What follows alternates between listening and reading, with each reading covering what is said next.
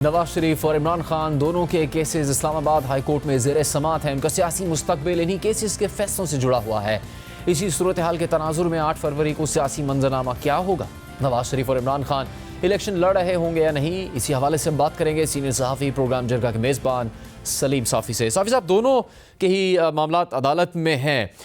کیا یہ دونوں شخصیات انتخابات میں جن کے بارے میں بتایا گیا کہ فروری میں ہونے نہیں ہوں گے، یا پھر ان دونوں کی الگ الگ صورتحال ہے ان کے کیسز اور ان کے مستقبل کے حوالے سے؟ ہم جب اس وقت دیکھتے ہیں، ایک تو یہ کہ نواز شریف اور پی ٹی آئی کے چیئرمین کے مقدمات میں کوئی رتی بر مماثلت نہیں ہے۔ پہلی بات تو یہ ہے کہ ان کے جو نواز شریف کے مقدمات تھے اس میں وہ اوپر سے شروع کیا گیا تھا، ٹرائل کورٹس کی بجائے اپیل کورٹ میں جانے کی بجائے، اور وہ ہر کسی کو واضح دکھائی دے رہا تھا کہ جی یہ ان کو الیکشن سے آؤٹ کرنا مقصود ہے۔ پھر یہ ہے کہ ان ہی مقدمات میں جو مریم نواز صاحبہ کو ریلیف ملی ہے، تو اس کے تناظر میں اگر دیکھا جائے تو نواز شریف صاحب کے بھی ریلیف کے امکانات زیادہ نظر آتے ہیں۔ تیسری بات یہ کہ اب کے بار نواز شریف صاحب بہت سیف کھیل رہے ہیں، اور جب تک اگر انہوں نے اپنے الیکشن میں شمولیت کو یقینی نہ بنایا ہوتا اور عدالتوں سے ان کو اطمینان نہ ہوتا تو وہ پھر پاکستان نہ آتے۔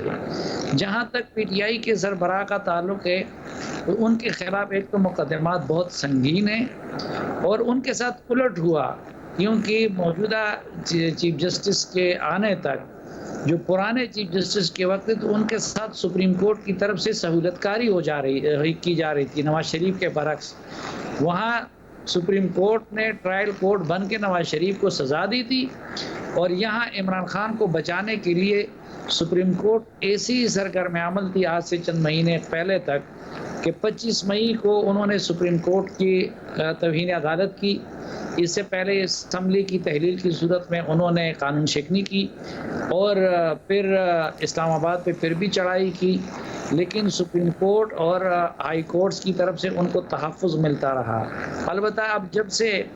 عدلیہ میں اعلیٰ عدلیہ میں تھوڑا سا میرٹ کو رواج ملا ہے، تو اس کے بعد پھر ٹرائل کورٹس میں عمران خان صاحب کے مقدمات بھی چل رہے ہیں، اور اس میں ایک سے بڑھ کر ایک مقدمہ سنگین ہے،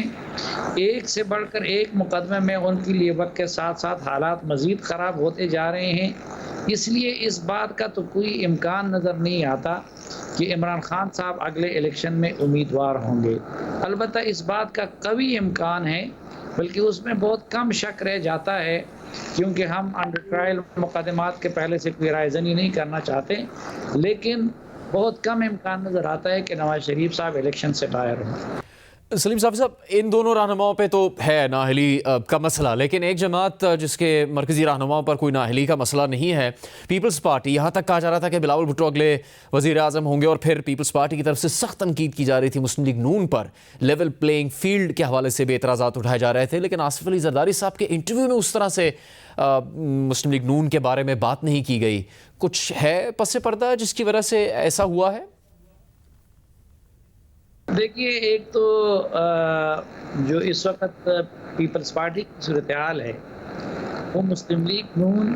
اور پی ٹی آئی کے بیچ میں ہے، وہ دونوں کے درمیان اس کی پوزیشن نظر آتی ہے۔ اصل میں زرداری صاحب اور بلاول صاحب کی یہ سوچ تھی کہ پی ٹی آئی کی ناکامی کی صورت میں وہ متبادل بن جائیں گے، اور اس کے لیے انہوں نے تابعداری کے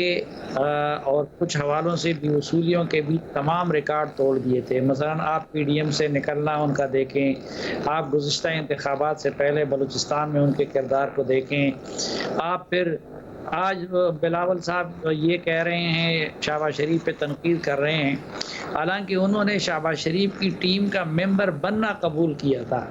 اور اس دور کے جتنے بھی فیصلے ہیں تو جمہوری نظام، ہمارے پارلیمانی نظام میں کلیکٹیو رسپانسبلٹی ہوتی ہے پورے کیبنٹ کی، تو وہ کسی پالیسی پہ تنقید بھی نہیں کر سکتے، لیکن اس کے باوجود اب ان کو نظر آ رہا ہے کہ ان کے وزارت عظمیٰ کا خواب بھی پورا نہیں ہو رہا، اور سندھ جو ان کی کمزوری ہے وہ بھی کسی حد تک مشکوک ہو گیا ہے.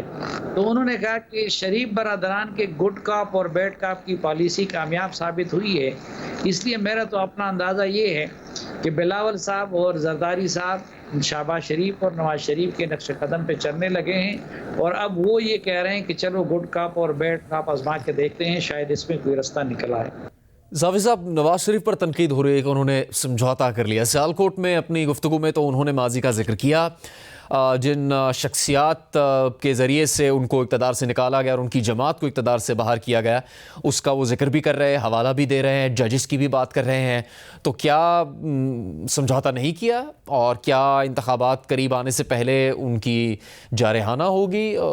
پالیسی گفتگو، یا جو کچھ بھی وہ اپنی انتخابی مہم کے لیے کریں گے؟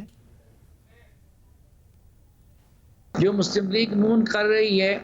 وہ نواز شریف صاحب کے اور مریم نواز صاحب کے دلی خیالات نہیں ہیں، بلکہ وہ اپنے سروائیول کے لیے کر رہے ہیں. تو یہ جو وقتاً فوقتاً سیالکوٹ میں مثلا کچھ جھلکیاں نواز شریف صاحب نے پیش کر دی، یہ ان کے دلی خیالات ہیں. لیکن یہ ہر کسی کو پہ واضح ہے کہ شہباز شریف صاحب نے جو کچھ بھی کیا ہے، ایک قدم بھی انہوں نے نواز شریف صاحب کی مرضی کے خلاف نہیں اٹھایا ہے، اور نہ وہ اٹھا سکتے ہیں. اور نواز شریف صاحب زمینی حقائق کو تسلیم کر کے اپنے لیے سیاست کا اور مستقبل کا رستہ نکالنا چاہتے ہیں. بہت شکریہ آپ کا. سلیم صافی صاحب پروگرام میں بات کر رہے تھے.